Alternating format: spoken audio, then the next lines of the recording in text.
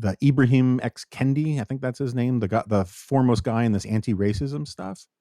That's basically, if that's what we're calling critical race theory, right? Which is that it's this anti-racism thing where it doesn't matter whether you have bigotry in your heart, if you don't affirmatively support what he and his milieu of activists define as anti-racist policies, then you're objectively racist. And people keep asking, why does this have anything to do with? Why do people call this Marxist? I actually had a long conversation with my wife about this the other day, and to the extent it draws on Marxism, and it does as a matter of intellectual history, even though I doubt 1 in 1,000 people who talk about critical race theory as a good thing could explain to you what its roots in Marxism are. But it goes back to this idea of material conditions that is in Marx and a lot of Marxist thought, and it's very much like this anti-racism stuff in this way, right? So it used to be,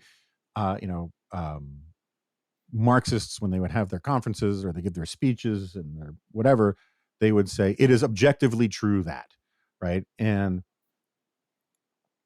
they would argue that it is objectively true, because they like to use the word objectively true because it it drew upon the myth that Marxism was scientific, right? So this has nothing to do with one person's opinion or a contest of values. They always tried to steal authority on the cheap by claiming to be scientific. That's largely gone now.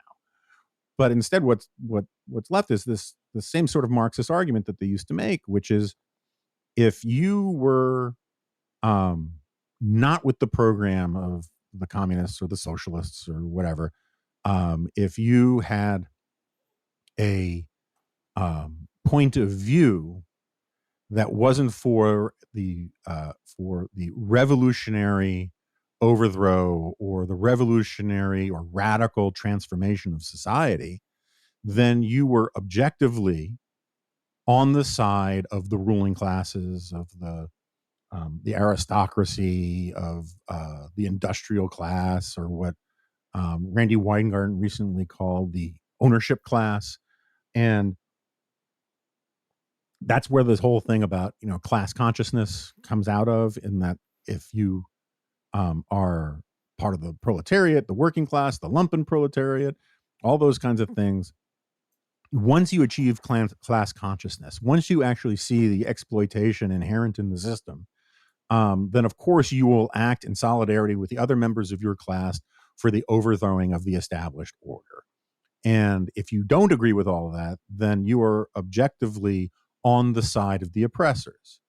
So that's the psychological rhetorical trick that critical race theorists use, or these anti-racist theorists use, when they talk about race, insofar as they say, we have a monopoly on the truth.